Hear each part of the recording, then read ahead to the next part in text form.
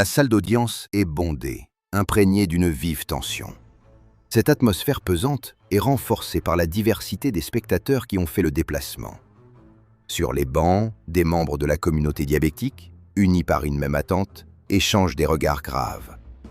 À leur côté, des représentants des grands laboratoires pharmaceutiques, le visage impassible, semblent peser l'importance du procès. En première ligne, les présidents d'associations de patients se tiennent attentifs et silencieux, comme les garants d'une justice à venir. Plus loin, des journalistes, carnets ouverts et caméras en alerte, captent chaque détail. Parmi eux, on distingue aussi des proches et amis de la victime, visiblement émus, leurs regards rivés sur le banc des accusés, comme s'ils cherchaient à y trouver une réponse.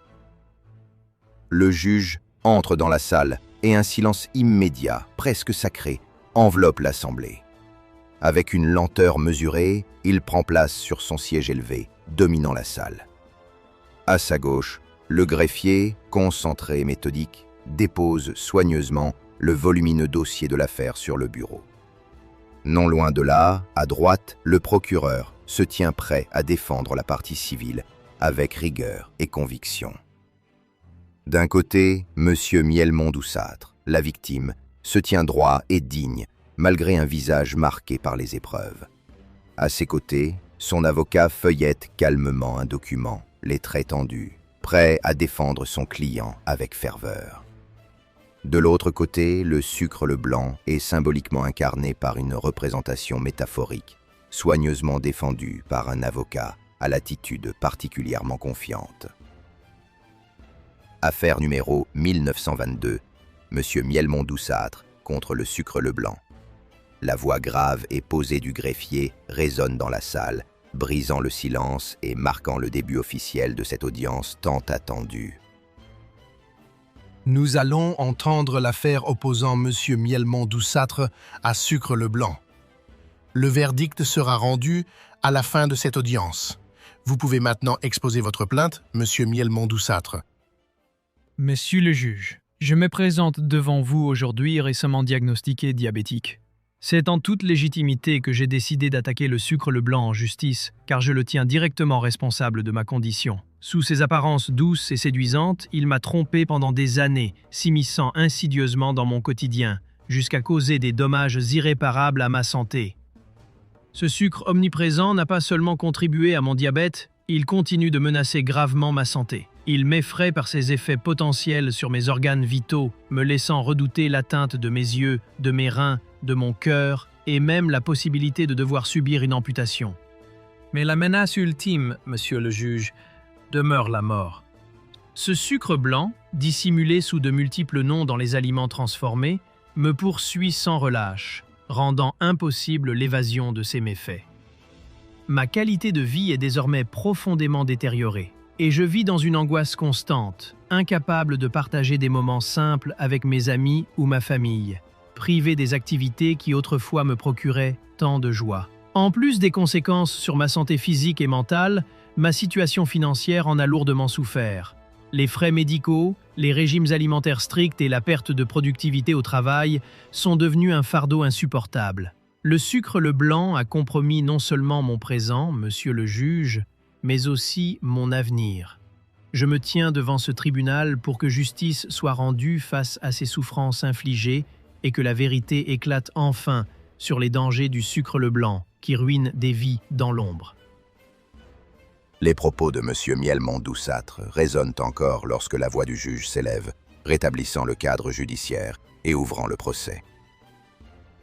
Dans ce tribunal, l'avocat de la victime défendra les intérêts de M. Mielmont-Doussâtre, cherchant à préserver son capital santé, tandis que l'avocat de l'accusé représentera le sucre le blanc. Nous allons examiner les preuves, entendre les témoignages et chercher à rendre justice. Bien que le sucre soit couramment accepté et même apprécié, il se trouve aujourd'hui sur le banc des accusés. Il devra répondre de ses actes et des conséquences qu'il a eues sur la santé de M. Mielman, le menaçant de diabète et d'autres maladies graves. Le procès se déroulera avec rigueur et impartialité. Il examinera les effets du sucre sur la santé, notamment ses liens avec le diabète, l'obésité, le syndrome métabolique et d'autres maladies, cherchant à éduquer, informer et susciter une réflexion profonde. Que le procès commence. Le juge donna la parole à l'avocat de la victime, qui commença par interroger Madame Muriel Mielmont, épouse de Monsieur Doussâtre. Elle fut convoquée pour appuyer ses déclarations et raconter comment le sucre le blanc avait bouleversé leur vie. Madame Muriel Mielmont, pourriez-vous nous parler de votre mari et des circonstances qui l'ont amené à incriminer le sucre le blanc? Selon vous, qu'est-ce qui l'a poussé à engager cette action en justice? Son charisme naturel et son sourire éclatant le rendaient attachant aux yeux de ceux qui avaient la chance de le côtoyer. Doussâtre possédait cette capacité à mettre les autres à l'aise, créant autour de lui une atmosphère chaleureuse et accueillante. Cependant, tout a basculé lorsqu'il a été licencié. La pression écrasante de devoir retrouver un emploi a commencé à peser lourdement sur lui, le rendant méconnaissable, nerveux, irritable, constamment sur les nerfs. Durant cette période, nos relations intimes ont même cessé. Madame, n'avez-vous pas été préoccupée par l'état de votre mari à ce moment-là? Bien sûr, j'étais profondément inquiète pour mon mari, mais je tentais de me convaincre que tout cela était simplement dû au stress. Les nuits étaient devenues de plus en plus pénibles. Il passait des heures devant la télévision, en proie à une inquiétude croissante concernant notre avenir, et se réveillait souvent fatigué. Il semblait s'enfoncer un peu plus dans sa détresse, cherchant un réconfort dans la nourriture, mangeant compulsivement à toute heure, de jour comme de nuit. Il se rendait souvent aux toilettes, ce qui, à un moment donné, m'a préoccupée. Mais je me disais toujours que c'était simplement le signe d'un stress insoutenable. Finalement, après des mois de recherche, Doussâtre a trouvé un nouveau travail, ce qui aurait dû être un soulagement. Pourtant, son comportement n'a pas changé. Je croyais que la stabilité financière retrouvée allait l'aider à retrouver son équilibre, mais ce n'était pas le cas. Et malgré mes insistances pour qu'il consulte un médecin, il refusait catégoriquement, attribuant tout à la fatigue et à la pression au travail. Ce n'est que lors d'un bilan de santé systématique exigé par son nouvel employeur que la vérité a éclaté au grand jour. On lui a révélé qu'il avait un taux de sucre dans le sang alarmant, mettant ainsi sa vie en danger. Ce diagnostic de diabète a été un choc pour nous tous. C'était comme si toutes les pièces du puzzle s'assemblaient soudainement. Tout pointait vers cette maladie qui avait évolué en silence, sans que nous en soyons conscients. Mon mari, bouleversé, a alors pris une décision radicale. Attaquer le sucre le blanc en justice, résolu à le tenir pour responsable de son diabète et de la menace qui pesait sur sa vie. Lorsque l'avocat de la victime eut terminé l'interrogatoire de Madame Mielmont, l'avocat de la défense se tourna vers le juge et d'une voix posée mais déterminée, demanda l'autorisation d'interroger le témoin afin d'apporter un éclairage différent. Le juge prit un bref instant de réflexion, puis acquiesça. Madame Muriel Mielmont, pourriez-vous nous décrire, s'il vous plaît, les habitudes alimentaires de votre mari et ce que l'on trouve généralement dans son assiette? Le contenu de l'assiette de mon mari est resté un rituel immuable depuis notre mariage, et ce, même après le diagnostic du diabète. Il n'a jamais envisagé de se priver. Son petit déjeuner se compose généralement d'un café au lait avec un morceau de sucre et d'un café noir avec 2 morceaux de sucre accompagnés de viennoiseries, comme 2 croissants au beurre ou un millefeuille. Parfois, il opte pour de la pâtisserie fine ou du pain beurré avec de la confiture maison. Pour les repas principaux, le déjeuner et le dîner, il privilégie des plats riches, comme des ragoûts de viande en sauce rouge avec du pain chaud, ou des abats en sauce épicée, toujours accompagnés d'une limonade.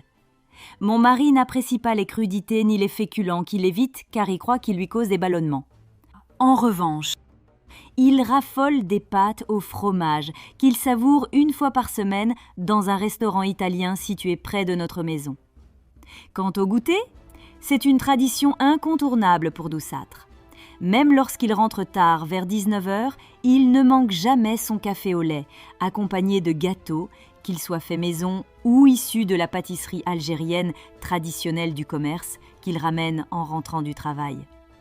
En ce qui concerne les fruits, Doussâtre les consomme pressés en jus, auxquels il rajoute systématiquement du sucre, craignant que leur acidité ne soit trop agressive pour son estomac, d'autant plus qu'il en boit en grande quantité.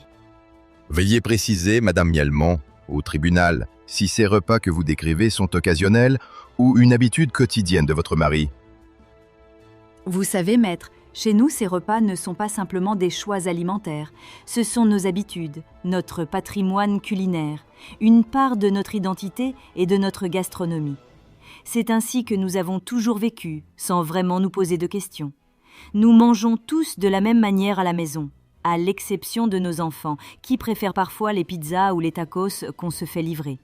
D'ailleurs, nous partageons souvent ces repas avec eux le soir, ce qui renforce ces moments de convivialité en famille. Cependant, je dois avouer que mon mari consomme désormais le double de ses portions habituelles depuis 1 an, et il grignote en permanence. D'ailleurs, son poids a nettement augmenté. Malgré cela, il se plaint constamment de fatigue. C'est pourquoi nous avons dû faire réparer l'ascenseur. Il s'essouffle rapidement et n'arrive plus à monter les 3 étages de notre immeuble comme avant. Le changement d'atmosphère dans la salle d'audience devenait palpable au fil du récit de Madame Mialmont. Un silence stupéfait s'était installé et l'étonnement se lisait sur tous les visages. Les révélations sur les choix alimentaires de Monsieur Mialmont semblaient défier toutes les attentes.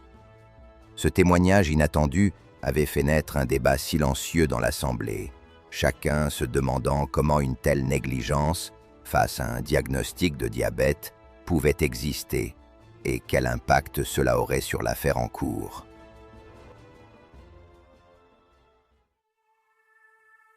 Le juge se tourna vers l'avocat de la victime, qui souhaitait désormais appeler son deuxième témoin.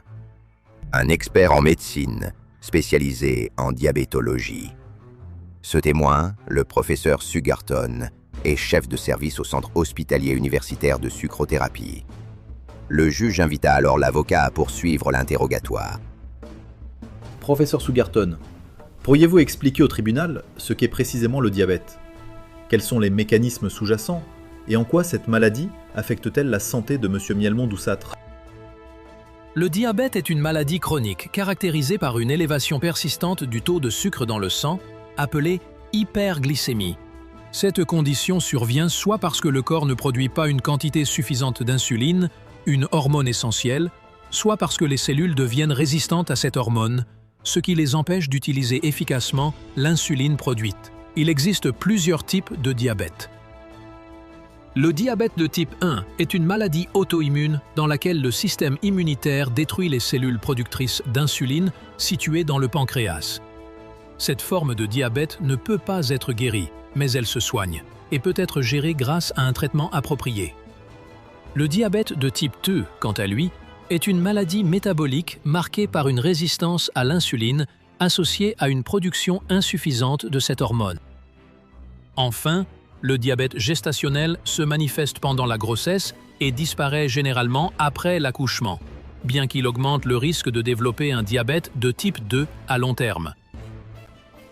Dans un corps humain en bonne santé, l'insuline et le glucose, surnommés le sucre le blanc, travaillent en harmonie pour maintenir un niveau stable de sucre dans le sang, appelé glycémie. Lorsque nous consommons des aliments, les glucides sont transformés en glucose, qui passe dans la circulation sanguine. Dans le cas de M. Mialmont, cette relation harmonieuse a été perturbée. En raison de divers facteurs, tels qu'une consommation excessive de sucre et une possible prédisposition génétique, son corps a commencé à produire une quantité insuffisante d'insuline ou à développer une résistance à cette hormone. Cela signifie que même si le pancréas augmente sa production d'insuline, les cellules ne réagissent plus correctement, ce qui empêche le glucose de pénétrer dans les cellules et d'être utilisé comme source d'énergie. Professeur Sugarton, en plus des effets néfastes sur le corps, une alimentation riche en sucre n'est-elle pas également associée à un risque accru de dépression et d'anxiété? Effectivement, maître. Des recherches ont démontré que les régimes riches en sucre peuvent affecter les neurotransmetteurs et les circuits neuronaux responsables de la régulation de l'humeur. Professeur Sugarton, pourriez-vous éclairer le tribunal sur les conséquences typiques du diabète? Selon un rapport mondial sur le diabète publié en 2015 par l'Organisation mondiale de la santé, quel que soit le type de diabète, cette maladie peut entraîner des complications affectant plusieurs parties de l'organisme et augmenter le risque de décès prématuré. Parmi ces complications, on trouve l'infarctus du myocarde, les accidents vasculaires cérébraux, l'insuffisance rénale, l'amputation des membres, la perte de vision, les lésions nerveuses, sans oublier les troubles sexuels. Lorsque le professeur Sugarton affirme que le diabète peut entraîner des complications aussi graves, un silence lourd s'abat sur la salle. Certains échangent des regards inquiets, tandis que d'autres manifestent ouvertement leurs préoccupations. La gravité des complications énumérées semble marquer un tournant dans le débat, rendant l'importance des enjeux liés au diabète encore plus évidente. L'atmosphère se charge de tension, chacun prenant pleinement conscience des conséquences potentiellement dévastatrices que cette maladie peut avoir sur la vie des individus. Mesdames et messieurs, je constate que les informations fournies par le professeur Sugarton ont provoqué des réactions notables dans la salle. Il est primordial de rester concentré sur les faits et sur les questions essentielles dans le cadre de ce procès. Je vous prie de maintenir le calme et de demeurer attentif aux arguments et témoignages à venir. Merci pour votre coopération. L'avocat de l'accusé s'adressa au juge avec assurance, lui demandant l'autorisation d'interroger le professeur Sugarton afin d'apporter des éclaircissements supplémentaires sur les points soulevés par son confrère. Le juge, après l'avoir écouté attentivement, acquiesça et l'invita à procéder à l'interrogatoire. Professeur Sugarton, pouvez-vous expliquer au tribunal si M. Miellmont peut espérer guérir de son diabète? Heureusement, dans certains cas, ce type de diabète peut être réversible ou du moins contrôlable grâce à des modifications appropriées du mode de vie. Adopter une alimentation équilibrée, perdre du poids si nécessaire et pratiquer une activité physique régulière peuvent significativement améliorer la sensibilité à l'insuline et contribuer à normaliser les niveaux de glucose dans le sang. Professeur Sugarton, pourriez-vous préciser si le diabète est une maladie qui aurait pu être évitée grâce à des mesures préventives telles qu'une hygiène de vie plus saine? Selon le rapport de l'OMS précédemment cité, en l'état actuel des connaissances, il n'existe aucun moyen de prévenir le diabète de type 1. En revanche, il est tout à fait possible de prévenir le diabète de type 2 ainsi que les complications et les décès prématurés liés à tous les types de diabète. La prévention du diabète de type 2, comme celle de nombreuses autres maladies, doit être envisagée tout au long de la vie. Les premières années où se développent les habitudes en matière d'alimentation et d'activité physique offrent une occasion cruciale de réduire le risque d'obésité et de diabète de type 2 à l'âge adulte. Si après évaluation médicale, M. Miellmont-Doussâtre est diagnostiqué diabétique de type 2 et que son cas s'avère irréversible, existe-t-il un traitement et des mesures lui permettant de vivre en harmonie avec sa maladie et en bonne santé? Oui, maître. Je tiens à souligner qu'avec un traitement adéquat, le respect des recommandations médicales et à condition qu'il accepte la surveillance rigoureuse et continue de sa maladie, M. Miellmont pourra mener une vie tout à fait normale. Le diabète pouvant affecter plusieurs organes, son traitement reposera sur une approche pluridisciplinaire et coordonnée impliquant divers professionnels de santé. Parmi eux, on retrouvera le docteur généraliste, médecin de famille, joue un rôle essentiel dans la prise en charge des patients diabétiques. Ce rôle est particulièrement crucial dans les régions rurales ou éloignées, où il représente souvent le seul professionnel de santé de proximité. Le docteur Pulsar procède dès l'annonce du diagnostic de diabète à un premier bilan complet du cœur et des vaisseaux. Le docteur Retinex procède à un examen ophtalmologique complet. La docteure Neurona a pour mission de diagnostiquer et de suivre la neuropathie, une complication fréquente chez les patients atteints de diabète. Le docteur Renos intervient de manière précoce afin de prévenir certaines anomalies, telles que la protéinurie, la glycosurie ou la présence de corps cétoniques, pouvant indiquer une atteinte rénale, un déséquilibre glycémique ou un risque métabolique aigu. Le docteur Foutangel veille à la santé des pieds de M. Mielmont, et le docteur Smilo qui veille à la santé bucco-dentaire de M. Mielmont-Doussâtre.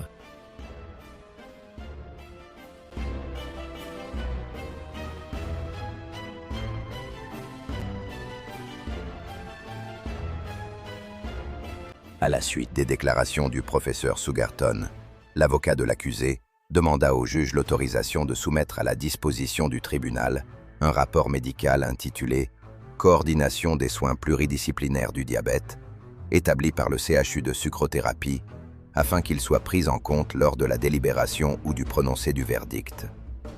Après que le professeur Sugarton avait précisé le rôle des différents spécialistes dans la prise en charge du diabète de M. Mielmont, l'avocat de la victime procéda à l'interrogatoire de son troisième et dernier témoin, une experte en médecine, spécialisée en maladies métaboliques. Ce témoin, la professeure Metabolo, est chef de service au Centre hospitalier universitaire d'endocrinologos. Professeur Metabolo, pourriez-vous expliquer au tribunal en quoi consiste votre rôle qui est, bien sûr, central dans la prise en charge de M. Mielmont-Doussâtre? Mon premier rôle se concentre spécifiquement sur la régulation des métabolismes, particulièrement glucidiques et lipidiques, et de certaines complications parfois associées au diabète et que l'on retrouve sous le terme de syndrome métabolique. Veuillez nous éclairer, professeur Metabolo, sur la manière dont votre expertise en endocrinologie et diabétologie se manifeste, notamment dans cette approche globale de ces maladies et de leurs interconnexions complexes. En pratique, je surveille non seulement l'équilibre glycémique de M. Mielmont, mais aussi d'autres composantes du syndrome métabolique, telles que l'obésité abdominale, l'hypertension artérielle, l'insulinorésistance et les troubles lipidiques, triglycérides et cholestérol. L'athérosclérose, bien que n'étant pas un critère diagnostique du syndrome métabolique, en est une conséquence majeure. Ce processus pathologique résulte de la combinaison de plusieurs facteurs: l'obésité abdominale, l'hypertension artérielle, la dyslipidémie et l'hyperglycémie. Ces conditions créent un environnement inflammatoire chronique qui favorise le dépôt de lipides dans les parois vasculaires. La formation progressive de plaques d'athérome qui en résultent peuvent obstruer les artères et provoquer des complications graves telles que l'angine de poitrine, l'infarctus du myocarde ou l'accident vasculaire cérébral. Ces troubles lipidiques peuvent également impacter d'autres systèmes métaboliques, notamment le foie, en provoquant une stéatose hépatique où les cellules hépatiques accumulent un excès de graisse. Dans les cas les plus évolutifs, cette accumulation peut conduire à une stéatohépatite non alcoolique, NASH, une forme plus sévère de la maladie hépatique métabolique, caractérisée par une inflammation hépatique significative, des lésions cellulaires et un risque potentiel de fibrose, de cirrhose et de cancer du foie. Dans mon second rôle, qui est préventif, j'explique à M. Mielmont l'importance fondamentale d'un bon équilibre glycémique et je l'informe sur l'évolution possible de sa maladie, qui pourrait à terme nécessiter un traitement par insuline, comme c'est le cas pour de nombreux diabétiques de type 2 insulinotraités. Je lui explique aussi que le déséquilibre du métabolisme glucidique peut avoir des conséquences graves. Une hypoglycémie sévère ou une hyperglycémie prolongée évoluant vers une acidocétose peuvent rapidement engager le pronostic vital. Même un diabète de type 2, professeur Metabolo, peut-il conduire à des complications vitales? Oui, mais ces complications restent rares. Le diabète de type 2 peut, dans certains cas, entraîner des complications graves, comme l'hypoglycémie sévère ou l'acidocétose diabétique. Mais une prise en charge précoce et un suivi médical rigoureux permettent généralement de les prévenir. Ainsi, en cas d'hypoglycémie sévère entraînant une perte de conscience, l'administration de glucagon, injecté en sous-cutané ou en intramusculaire, constitue le traitement de secours recommandé. Cependant, il est crucial de signaler que cette situation d'urgence, particulièrement chez les personnes atteintes de diabète de type 2, nécessite également un appel immédiat au service d'urgence, SAMU ou pompiers, ainsi qu'une prise en charge hospitalière. Quant à l'acidocétose diabétique, Il s'agit d'une urgence médicale, une complication sévère du diabète, plus fréquente chez les personnes atteintes de diabète de type 1, mais pouvant aussi survenir dans le type 2. Elle résulte d'un déficit en insuline. En son absence, l'organisme utilise les graisses comme source d'énergie, ce qui entraîne la production de corps cétoniques. Leur accumulation provoque une acidification du sang, menant à l'acidocétose. Les symptômes sont variés et peuvent aller jusqu'au coma. Le traitement est hospitalier et vise à rétablir l'équilibre métabolique. Le témoignage sidérant et totalement inattendu du professeur Metabolo plonge l'assistance dans un silence stupéfait. Tandis que les murmures de surprise se propagent dans la salle, l'avocat de l'accusé demande d'une voix posée l'autorisation d'interroger le témoin. Le juge, après un instant de réflexion, acquiesce et l'invite à procéder. Professeur Metabolo, pouvez-vous affirmer que le sucre Leblanc n'a aucun lien avec le syndrome métabolique? Effectivement, maître, mais l'excès de ce sucre peut l'être. Il faut également souligner que le syndrome métabolique ne relève pas seulement du métabolisme des glucides, mais aussi des lipides.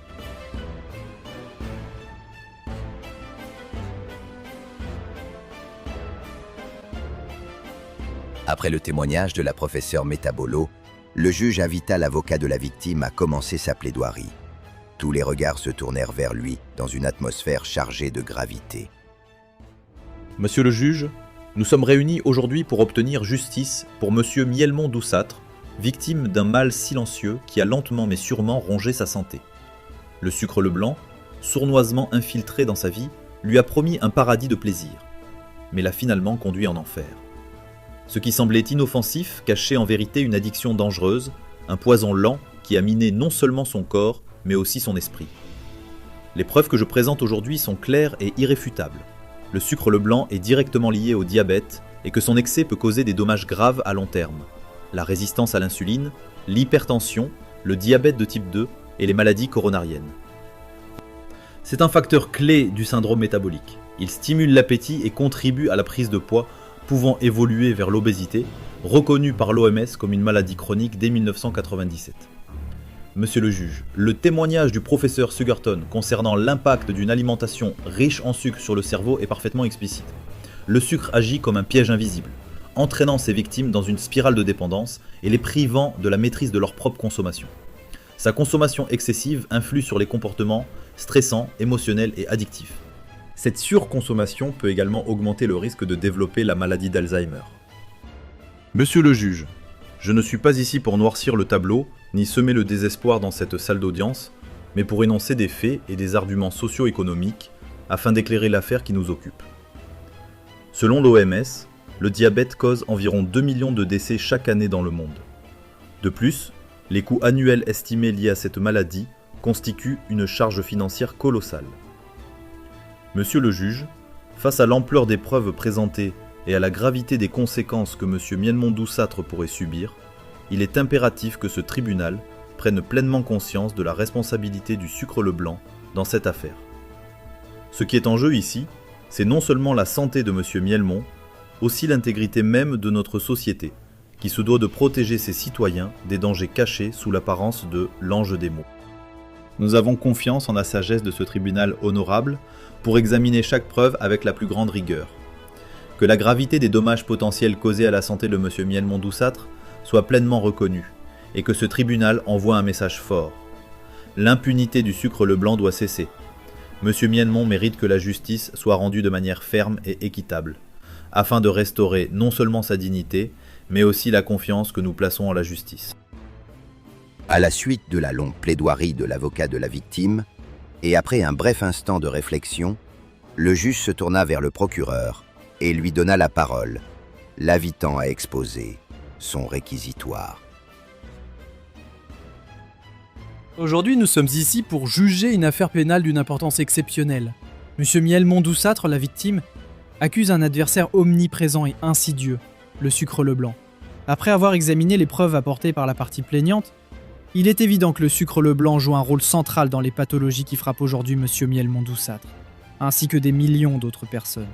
Chaque élément de preuve démontre que le sucre, omniprésent dans notre alimentation moderne, entraîne une consommation toujours plus élevée, souvent sans que les consommateurs en soient pleinement conscients des conséquences. Vu que M. Mielmont n'est pas un cas isolé, il incarne la lutte quotidienne des individus exposés aux conséquences de la surconsommation de sucre. Il accuse le sucre Leblanc de menacer gravement sa santé, provoquant des atteintes physiques, des désordres psychologiques et même la menace ultime, la mort. Vu que le sucre Leblanc est largement accepté et apprécié, il se présente sous une apparence trompeuse, favorisant une consommation excessive. Les produits sucrés, souvent considérés comme inoffensifs, créent une fausse impression de sécurité. Pourtant, ce sucre, présent dans presque tous les aliments, constitue une menace cachée. Vu que l'industrie du sucre, bien que non incriminée directement dans ce procès, a une responsabilité majeure dans les graves répercussions sur la santé physique et mentale de M. Mielmont, cette industrie doit être contrôlée, voire sanctionnée, du fait de ses pratiques addictives similaires à celles des drogues. Vu que l'épidémie du diabète ne concerne pas seulement M. Mielmont et qu'elle est devenue une véritable urgence sanitaire, pesant lourdement sur nos systèmes de santé et nos économies, le sucre Leblanc doit être tenu responsable de ses ravages. Il devrait être banni de l'alimentation humaine. C'est pourquoi je demande sa condamnation exemplaire. Il est temps en effet d'adopter des mesures fermes pour lutter contre cette épidémie silencieuse. Ce procès représente non seulement un combat pour rendre justice à M. Mielmont Doussâtre, mais aussi à toutes les victimes, présentes et futures. Il s'agit de protéger notre société et notre économie contre ce fléau mondial.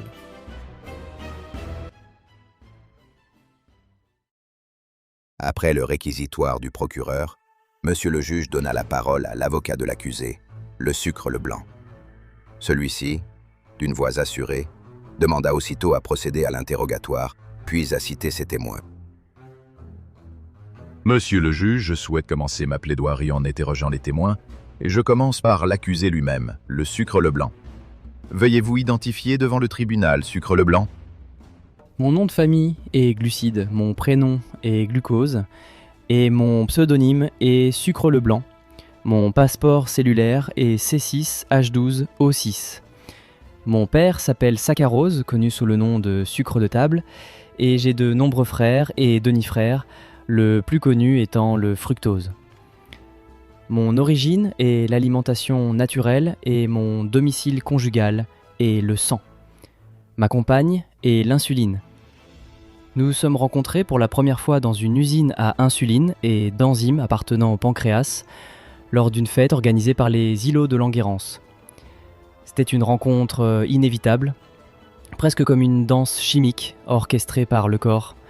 Mais actuellement, nous sommes malheureusement en instance de divorce, une situation que les médecins appellent insulino-résistance. C'est comme si je frappais à la porte des cellules, mais l'insuline n'arrivait plus à l'ouvrir aussi facilement qu'avant, malgré tous ses efforts. Pouvez-vous nous éclairer sur votre rôle et celui de l'insuline dans le corps en général? L'insuline et moi formons un duo essentiel pour le bon fonctionnement de l'organisme. Mon rôle principal est de fournir l'énergie nécessaire aux cellules pour qu'elles puissent accomplir leurs tâches quotidiennes. Je suis le carburant préféré de votre corps, particulièrement pour des organes gourmands en énergie comme le cerveau. Cependant, ma mission n'est pas aussi simple qu'il y paraît. Pour que je puisse entrer dans les cellules et faire mon travail, j'ai absolument besoin de l'insuline. C'est elle qui agit comme une clé, ouvrant la porte des cellules pour moi. Sans elle, je reste bloqué dans le sang, incapable d'atteindre ma destination finale. Cette situation peut causer de sérieux problèmes à long terme, comme c'est le cas dans le diabète. Quand l'insuline fait bien son travail, je peux nourrir les muscles, leur donnant la force nécessaire pour se contracter et vous permettre de bouger. Je fournis au cerveau l'énergie dont il a besoin pour penser, mémoriser et contrôler toutes les fonctions du corps. Je suis également essentiel pour le foie, qui me stocke sous forme de glycogène pour les moments où l'organisme aura besoin d'un apport rapide en énergie. Ma concentration dans le sang est finement régulée. Après un repas, je suis plus abondant, ce qui stimule la production d'insuline. Celle-ci aide alors les cellules à m'absorber, mais aussi signale au foie de me stocker. Entre les repas, d'autres hormones comme mon beau-frère, le glucagon, encouragent le foie à me libérer pour maintenir un niveau d'énergie stable. Sucre Leblanc, est-ce que votre rôle se limite uniquement à la fourniture d'énergie pour notre corps? Non, maître. Mon rôle va au-delà de la simple fourniture d'énergie. En cas de besoin, je peux être transformé en acide gras, en glycérol, un composant important des lipides, ou même en certains acides aminés. De plus, dans le foie, je peux être utilisé pour produire du cholestérol, un composant crucial des membranes cellulaires et le précurseur de nombreuses hormones. Cette polyvalence fait de moi une molécule véritablement essentielle au métabolisme et au bon fonctionnement de l'organisme.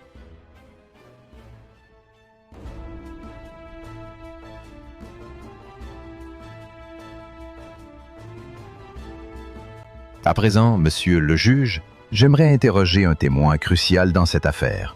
Insuline, je vous prie de vous identifier devant les tribunaux et de nous éclairer sur votre rôle. Mon nom de famille est Languerance, mon prénom est Insuline et mon surnom est hormone hypoglycémiante. Je suis considérée comme la reine des hormones car, en tant qu'hormone hypoglycémiante, je suis unique. Mon père s'appelle Pancréas et j'ai un frère unique que l'on appelle Glucagon. J'ai aussi de nombreuses demi-sœurs nommées enzymes. Dans notre foyer paternel, mon frère Glucagon et moi habitons les îlots de Langérance, une petite ville endocrinienne. Bien que nous soyons frères, nos rôles sont opposés. Tandis que mon frère libère le glucose stocké dans le foie pour faire monter le taux de sucre dans le sang, je facilite son entrée dans les cellules pour le faire baisser. Nous avons des fonctions antagonistes, mais c'est précisément cette opposition qui permet de maintenir un équilibre du glucose dans le sang. Mes demi-sœurs, les enzymes, sont de véritables alchimistes. Chacune d'elles est spécialisée dans une réaction spécifique. Vous avez sans doute entendu parler de amylase l'amidonée, protéase, le découpeur, et lipase, la glissante. Ensemble, elles forment une vaste famille, chacune contribuant à transformer les aliments en nutriments assimilables. Elles sont comme des outils moléculaires découpant, assemblant ou transformant les molécules pour que votre corps puisse les utiliser. Notre père, le pancréas, est un chef d'orchestre qui dirige tous ces processus avec une grande précision. Il nous donne les instructions nécessaires pour que tout fonctionne harmonieusement. J'ai également un oncle paternel, le foie, parrain de la régulation glucidique et propriétaire exclusif du stockage, de la détoxification et du traitement des déchets.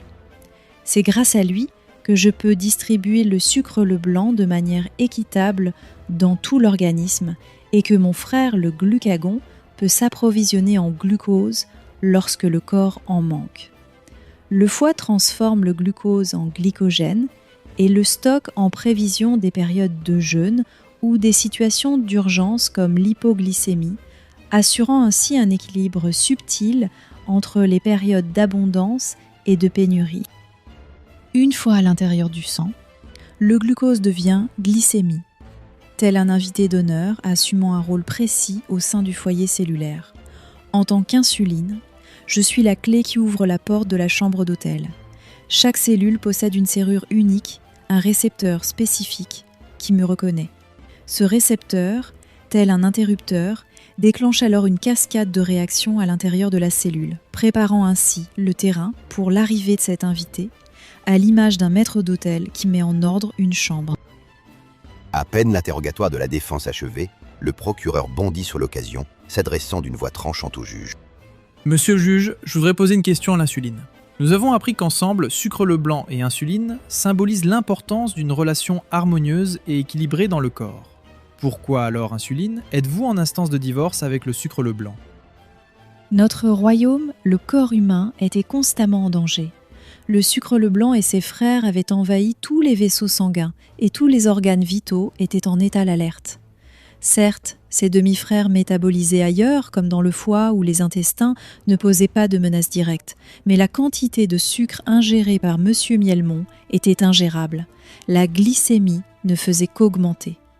J'ai joué mon deuxième rôle sans perdre de temps, celui de stocker les sucres non utilisés, transformés par le foie sous forme de triglycérides dans des cellules graisseuses appelées adipocytes. Malheureusement, ces dernières, une fois pleines de gras, commençaient à s'asphyxier et à émettre des signaux inflammatoires, des hormones inflammatoires nommées cytokines. Étant considérée comme la reine des hormones, vous n'avez reçu aucune aide. Mais si, je vous assure, monsieur le procureur, que mon père, le pancréas, s'est efforcé d'augmenter ma production. Mais vous comprenez bien que cette surproduction est non soutenable à long terme. Mon oncle, le foie, a fait sa part en stockant l'excès de glucose sous forme de glycogène. Mais hélas, ses capacités de stockage ont des limites. Face à cette situation critique, mes cousins, les reins, ont dû intervenir en éliminant une grande quantité de glucose dans les urines, provoquant une glycosurie. Et moi, malgré tous mes efforts, je me retrouvais impuissante devant les cellules qui refusaient obstinément d'ouvrir leurs portes. Cette résistance que j'ai rencontrée chez monsieur Mielmont, monsieur le procureur, a eu de nombreuses répercussions sur sa santé. Veuillez, s'il vous plaît, éclairer un peu plus la cour sur les conséquences concrètes de cette insulino-résistance chez monsieur Mielmont. Mes cousins les reins ont commencé à retenir le sodium, provoquant des épisodes d'hypertension. Mon oncle le foie a développé une NASH, une stéatohépatite non alcoolique. S'en sont suivis une prise de poids, une accumulation abdominale caractéristique et même de l'irritabilité. Tous ces symptômes, monsieur le procureur, constituent ce que madame le professeur Métabolo appelle un syndrome polymétabolique. Je tiens à préciser que je n'ai pas été conçue pour faire face à une telle résistance cellulaire. Pourtant, dans des cas comme celui de monsieur Mielmont, cette insulino-résistance s'est développée. Je ne peux qu'espérer que la communauté médicale saura trouver une solution adaptée à son cas. Le juge, voyant l'agitation croissante dans la salle, déclara d'une voix ferme. « Silence! L'affaire est compliquée, je le comprends bien. Mais je vous demande un peu de calme et de respect. Continuons ?» L'avocat de l'accusé interrogea alors son troisième témoin, le médecin de famille, le docteur Généralis. Docteur Généralis, en tant que médecin de famille des Mielmont, pouvez-vous nous éclairer sur l'attitude de monsieur Mielmont vis-à-vis de sa santé, notamment lors de son premier bilan, où sa glycémie s'est révélée élevée? Je suis le médecin de famille de longue date des Mielmont et je connais monsieur Mielmont douceâtre depuis sa jeunesse. Lorsqu'il m'a apporté ses résultats de biologie, il était très inquiet. J'ai pris le temps de lui expliquer qu'à ce stade, l'hyperglycémie pouvait se normaliser avec une alimentation adaptée et une activité physique régulière. En tant que son médecin traitant, je l'ai rassuré, tout en l'avertissant des risques d'une évolution défavorable en l'absence de mesures correctives. Hélas, M. Mielmont n'a pas suivi mes recommandations. Il a refusé de reconnaître la gravité de sa situation et a continué à consommer des aliments sucrés, selon les propos rapportés par son épouse, Madame Muriel Mielmont. Donc, si je comprends bien, monsieur Mielmont douceâtre a délibérément ignoré vos conseils et négligé sa santé? Y a-t-il une explication logique à un tel comportement? Oui, maître. Le refus de M. Mielmont d'admettre la gravité de son diabète a eu des conséquences directes sur son suivi médical. Ce déni, fréquemment observé chez les patients nouvellement diagnostiqués, a non seulement entravé notre capacité à mettre en place un traitement efficace, mais a également contribué à l'aggravation de son état de santé. L'acceptation de la maladie est une étape cruciale pour une prise en charge réussie du diabète. Il est essentiel de souligner que la gestion du diabète repose sur une collaboration étroite entre le patient et l'équipe soignante, le patient jouant un rôle clé en suivant les recommandations médicales et en adoptant un mode de vie sain. Malheureusement, malgré mes explications sur les risques d'un diabète non traité et les avantages d'un traitement approprié, M. Mielmont n'a pas modifié ses habitudes de vie.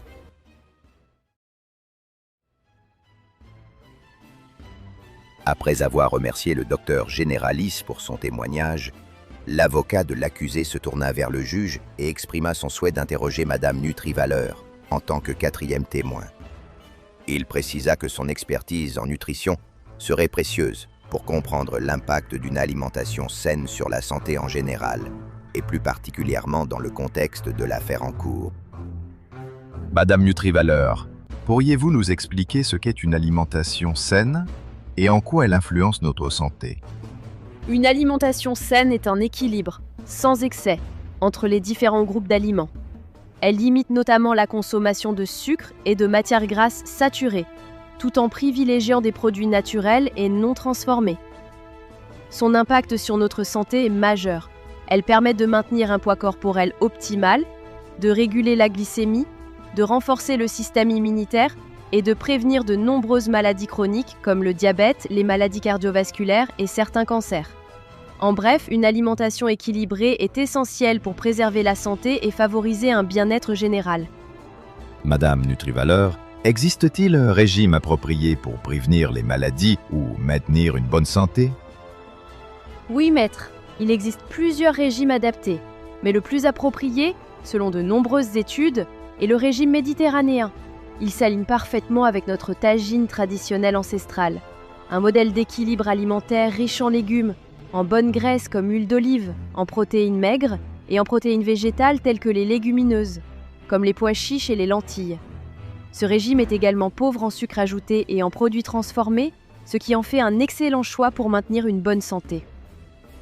Madame Nutrivaleur, d'après le témoignage de Madame Muriel Mielmont, est-ce que le contenu de l'assiette de Monsieur Mielmont est interdit pour les patients diabétiques ou pour les personnes soucieuses de maintenir une bonne santé? Non, maître, il n'y a pas d'aliments strictement interdits. Mon rôle en tant que nutritionniste est de prendre le contenu de l'assiette de Monsieur Mielmont et de procéder progressivement au changement. En d'autres termes, pour commencer, je recommande de réduire progressivement la consommation de sucres ajoutés. Cela peut inclure la diminution de la quantité de sucre dans les boissons telles que le café, le thé, les tisanes ou les infusions, ainsi que le remplacement des sodas par de l'eau ou un fruit entier, consommé tel quel plutôt que pressé en jus. Par ailleurs, je conseille de privilégier un pain complet au levain, plus riche en fibres et en nutriments, que l'on peut enrichir avec des graines comme le sésame, le fenouil, la nigelle ou le lin, qui sont des sources intéressantes de protéines, de fibres et d'oméga 3. Je suggère de remplacer les graisses saturées par de l'huile d'olive et d'opter pour des sources de protéines plus saines, comme le poisson, les œufs ou les légumineuses, en réduisant la consommation de viande rouge. Il est également recommandé d'écarter les aliments industriels et de privilégier les aliments frais et non transformés, en mettant l'accent sur les légumes et crudités de saison, essentiels pour une alimentation équilibrée. J'encourage la préparation de repas faits maison avec des recettes simples, pour préserver les nutriments tout en limitant l'exposition à des substances potentiellement nuisibles. Je préconise des cuissons douces, comme la cuisson à l'eau, en utilisant des ustensiles en terre cuite ou en acier inoxydable. Enfin, je déconseille les fritures. Elles sont à éviter car elles produisent des composés nocifs, tels que ceux issus de la réaction de Maillard, qui contribuent au stress oxydatif et à l'inflammation, nuisant ainsi à la santé à long terme. Par ailleurs, j'explique à Monsieur Mielmont qu'il est essentiel de maintenir une bonne hydratation en buvant suffisamment d'eau tout au long de la journée. L'eau permet d'éliminer les toxines, de réguler la température corporelle, de faciliter la digestion et de soutenir une bonne circulation sanguine. J'insiste également sur l'importance d'éviter le grignotage, car ce comportement perturbe l'équilibre glycémique. En consommant fréquemment de petites quantités d'aliments, notamment ceux riches en sucre ou en glucides raffinés, la glycémie subit des variations rapides, avec des pics suivis de chutes brusques. Les fruits de saison, quant à eux, constituent une alternative nutritive et savoureuse aux desserts sucrés. À cet effet, j'informe Monsieur Mielmont que leur richesse en vitamines, minéraux, fibres et antioxydants leur permet d'apporter des nutriments essentiels tout en procurant une sensation de satiété naturelle. Une consommation régulière et modérée contribue à renforcer le système immunitaire, à soutenir la santé digestive et à réduire le risque de certaines maladies chroniques. Je recommande également à Monsieur Mielmont de privilégier les escaliers plutôt que l'ascenseur, de faire ses courses à pied au marché de proximité et de reprendre le sport avec des amis. Ces petits changements, bien que simples, peuvent avoir un impact significatif sur sa santé en contribuant à une meilleure condition physique et à un bien-être général. Enfin, il est important de souligner que ces changements concernent l'alimentation quotidienne. Cette alimentation saine devrait être adoptée par toute la famille. C'est pourquoi Madame Muriel Mielmont est encouragée à participer aux séances de diététique avec son mari afin de mieux comprendre et soutenir ces ajustements alimentaires indispensables. À l'issue des explications claires et détaillées de Madame Nutrivaleur sur les principes d'une alimentation saine et ses effets sur la santé, le procureur intervint pour lui adresser ses propres questions dans le cadre du contre-interrogatoire. Madame Nutrivaleur, étant donné que la consommation de sucre leblanc affecte directement la glycémie, pourquoi ne pas éliminer complètement tous les aliments contenant des glucides ? Merci, Monsieur le procureur, pour votre question. Le sucre, sous forme de glucose, constitue la principale source d'énergie pour les cellules du corps humain, surtout pour le cerveau, qui, à lui seul, consomme environ 20% de l'apport énergétique total, ce qui en fait l'organe le plus énergivore du corps. Il est donc primordial de comprendre que les glucides jouent un rôle essentiel dans notre alimentation, y compris pour les personnes diabétiques. Ils constituent notre principale source d'énergie et sont indispensables au bon fonctionnement de l'organisme. D'ailleurs, il n'existe pas d'aliments totalement exempts de glucides, même les légumes en contiennent. Plutôt que d'éliminer complètement les glucides, il est préférable de se concentrer sur la qualité et la quantité. Je recommande de suivre le modèle de l'assiette équilibrée, qui est une approche visuelle et pratique pour composer un repas sain. Environ un quart de l'assiette devrait être constituée de glucides complexes, comme les céréales complètes, le riz brun, les légumineuses ou les patates douces. Ces aliments se digèrent plus lentement, fournissant une libération graduelle de glucose dans le sang, ce qui aide à maintenir une glycémie stable. Un autre quart de l'assiette doit être consacré aux protéines, qu'elles soient d'origine animale, comme le poisson ou le poulet, ou végétales, comme les lentilles ou les pois chiches. Les protéines aident également à contrôler la faim. La moitié restante de l'assiette devrait être remplie de légumes variés et de crudités de saison. Ils apportent des fibres, des vitamines, des minéraux et des antioxydants. De plus, les fibres aident à ralentir l'absorption des glucides. Madame Nutrivaleur, pouvez-vous expliquer comment vous évaluez si le régime alimentaire que vous avez recommandé à Monsieur Mielmont-Doussâtre est efficace pour contrôler son diabète ? Merci Monsieur le procureur pour votre question pertinente. Permettez-moi tout d'abord de préciser que le terme régime n'est pas celui que j'utilise habituellement car il peut avoir une connotation restrictive et n'est pas toujours bien perçu par les patients. Je préfère parler de réadaptation alimentaire personnalisée, une approche qui vise à ajuster les habitudes alimentaires en fonction des besoins, des préférences et des objectifs de santé propres à chaque individu. L'évaluation de l'efficacité de cette réadaptation alimentaire repose sur plusieurs aspects essentiels. Dans ce cadre, un suivi global de la santé de M. Mielmont doit également prendre en compte des indicateurs tels que l'IMC, indice de masse corporelle ou BMI, Body Mass Index et le périmètre abdominal. Ces indicateurs nous permettent d'ajuster les besoins nutritionnels, notamment en termes de glucides et de graisses, afin de prévenir ou contrôler efficacement le diabète. Pour continuer dans cette optique, il est essentiel de comprendre le cycle glycémique. Une alimentation bien équilibrée doit viser à stabiliser les niveaux de glucose dans le sang. Cela implique, entre autres, de corriger certaines erreurs alimentaires persistantes qui peuvent perturber cet équilibre glycémique. Pour maintenir la glycémie stable, il est essentiel de prendre en compte l'index glycémique des aliments. Privilégier ceux à faible index glycémique permet de maintenir des niveaux de glucose plus stables. De plus, la charge glycémique des repas doit également être considérée, car elle renseigne non seulement sur la qualité des glucides, mais aussi sur la quantité totale de glucides consommés. Enfin, monsieur le procureur, l'évaluation de l'efficacité de cette réadaptation alimentaire repose en grande partie sur la mesure de l'HbA1c ou hémoglobine glyquée, laquelle reflète la moyenne des glycémies sur une période de 3 mois. Ce seuil cible, fixé par le médecin traitant de monsieur Mielmont, constitue un indicateur essentiel du contrôle du diabète. L'audience se poursuit avec l'intervention de l'avocat de l'accusé, chargé de présenter le dernier témoin de la défense. Monsieur le juge, j'aimerais donner la parole à notre dernier témoin, Monsieur Sugar Educator, un pionnier dans le domaine de l'éducation au diabète. Merci maître. L'objectif de tout traitement du diabète repose sur l'équilibre de la glycémie ainsi que d'autres constantes biologiques dans le but de prévenir les complications tant à court qu'à long terme. Pour atteindre cet équilibre, il est essentiel de s'appuyer sur 4 piliers: la médication, l'alimentation, l'activité physique et surtout l'éducation thérapeutique du patient. En tant qu'éducateur, mon rôle est d'accompagner les patients diabétiques dans leur parcours en les aidant à passer de l'acquisition d'un savoir théorique à un véritable savoir-faire. L'éducation au diabète ne se limite pas à la simple transmission d'informations. Il s'agit d'un processus éducatif visant à fournir aux personnes atteintes de diabète ainsi qu'à leurs proches les connaissances et les compétences nécessaires pour adapter efficacement leurs conditions au quotidien. En étroite collaboration avec l'équipe pluridisciplinaire, nous utilisons également des solutions modernes afin de maximiser l'efficacité du suivi. En complément des recommandations classiques, telles qu'une alimentation équilibrée sans excès et une activité physique régulière, j'insiste sur l'importance d'intégrer les nouvelles technologies. En effet, les outils numériques et les applications mobiles spécialisées permettent à nos patients de suivre en temps réel leur niveau de glucose, de recevoir des conseils personnalisés et d'encourager des comportements sains.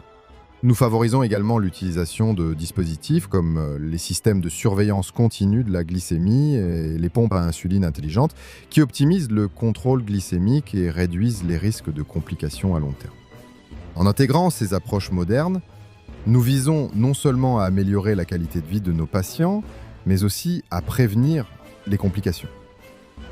On a évoqué dans ce tribunal le nom de l'ange des mots, en référence au sucre le blanc. J'aimerais connaître votre avis en tant qu'éducateur et trait d'union entre le soignant et le soigné. Si le régime doit être respecté, même s'il en est un roi, et que le sport réjouit le corps et le rend plus fort, eh bien le sucre le blanc est une arme que nous devons porter comme notre âme. Pourriez-vous, s'il vous plaît, et c'est la dernière question, éclairer le tribunal sur ses propos concernant le sucre le blanc, monsieur Sugar éducateur?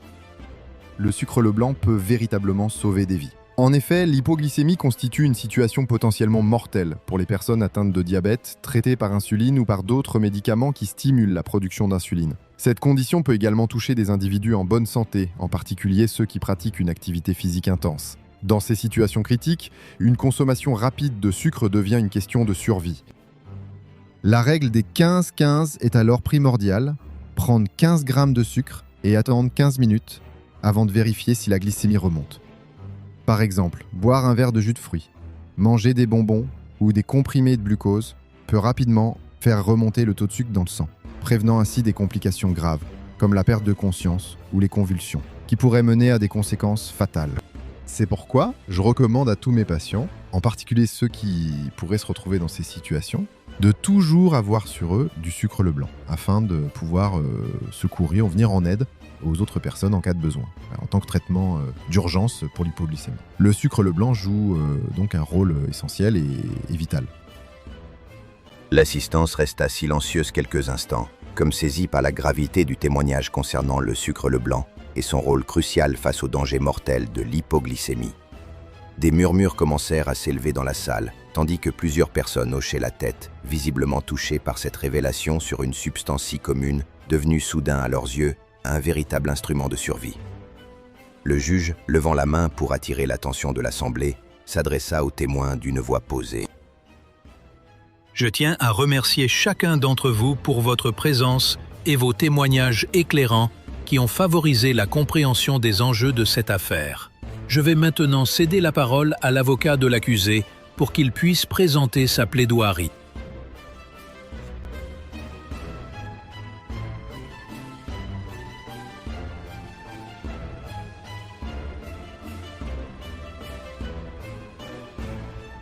Monsieur le juge, après avoir écouté attentivement tous les témoins, je vais à présent démontrer pourquoi mon client, le sucre le blanc, ne peut être tenu coupable des accusations portées contre lui en présentant à la cour des preuves irréfutables. Comme vous le savez, le sucre est un élément naturel et ne constitue pas un mal en soi. L'accusé de tous les maux de la société moderne reviendrait à ignorer la responsabilité individuelle de chacun dans sa consommation. Comme en témoigne Madame Mielmont, la victime consomme bien au-delà de la limite quotidienne recommandée par l'Organisation mondiale de la santé, fixée à 50 grammes par jour pour un adulte. En outre, le sucre le blanc, sous sa forme de glucose, constitue la principale source d'énergie. Sa chute brutale et rapide peut entraîner des troubles cognitifs, tels que ceux observés lors d'hypoglycémie sévère. De plus, contrairement à ce que l'on pourrait penser, le glucose est le seul glucide capable de nourrir le cerveau, illustrant ainsi son rôle essentiel dans le fonctionnement de l'organisme.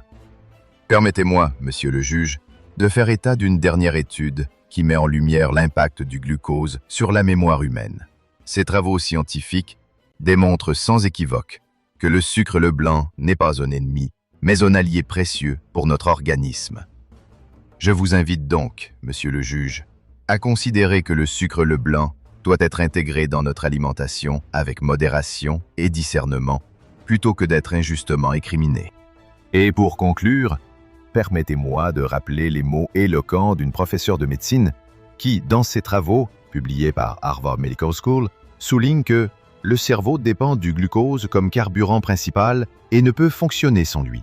Ces paroles résument parfaitement l'essence de ma plaidoirie.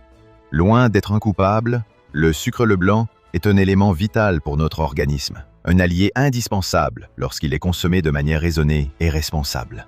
Monsieur le juge, que justice soit faite au sucre blanc qui ne mérite pas l'incrimination dont il fait l'objet. Je vous remercie, maître.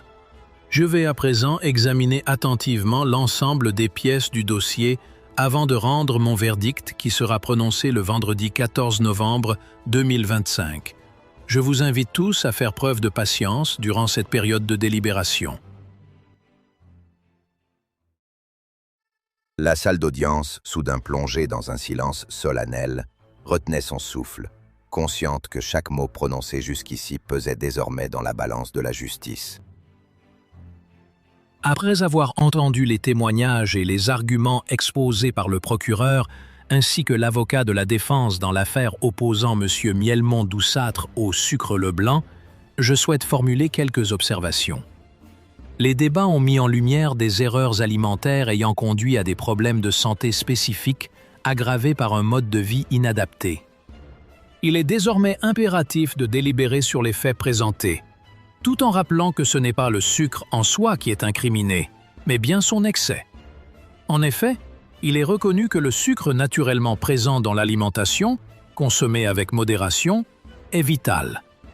Le véritable problème dans cette affaire réside dans l'excès, son omniprésence et sa dissimulation dans la majorité des préparations culinaires, mais aussi dans les dérives alimentaires modernes et certaines émissions gastronomiques qui vont à l'encontre des recommandations hygiéno-diététiques. Comme l'enseignait Paracels, médecin, alchimiste et philosophe suisse du XVIe siècle, la dose fait le poison.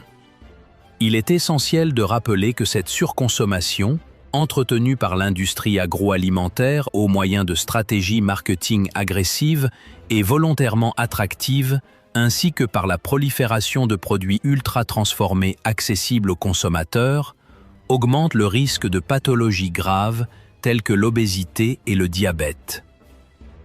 Par conséquent, je déclare le sucre blanc non coupable de ces accusations portées contre lui. Cependant, cette affaire met en lumière une problématique plus profonde, la méconnaissance des dangers liés à la surconsommation de sucre et à un mode de vie sédentaire. Je précise que M. Mielmont-Doussâtre n'est pas le prévenu. C'est un citoyen souffrant d'un diabète qui, avec une information adaptée, une éducation thérapeutique progressive et un accompagnement médical approprié, peut réduire le risque de complications du diabète et en prévenir la survenue. Comme le rappelle une pensée attribuée à Albert Camus, si les hommes ne sont pas innocents, ils ne sont coupables que d'ignorance. J'affirme donc que la méconnaissance et la désinformation constituent des menaces pour la santé publique. À l'inverse, la connaissance, transmise par l'éducation, demeure notre meilleur allié pour prévenir les maladies en général, et plus particulièrement les pathologies métaboliques telles que le diabète. Un silence dense régnait dans la salle. Chacun demeurait concentré sur les paroles du juge, conscient que les mots à venir marqueraient l'issue du procès. Par ces motifs, je prononce donc le verdict final. Sont condamnés l'excès de sucre et la méconnaissance, y compris la désinformation. Que ce procès serve à sensibiliser chacun à la modération et à un mode de vie actif et engage nos institutions, soignants, écoles, médias, plateformes, à soutenir cette démarche de prévention et d'éducation. J'enjoins M. Mielmont-Doussâtre à se rapprocher de son médecin traitant, puis de M. Sugar Educator, afin de bénéficier d'une éducation complète, progressive et adaptée à sa situation. Que cette audience ne s'éteigne pas avec les murs de cette salle du tribunal, mais qu'elle se prolonge dans nos esprits et dans nos habitudes. Je vous remercie pour votre présence, vos témoignages et votre écoute. L'audience est à présent levée.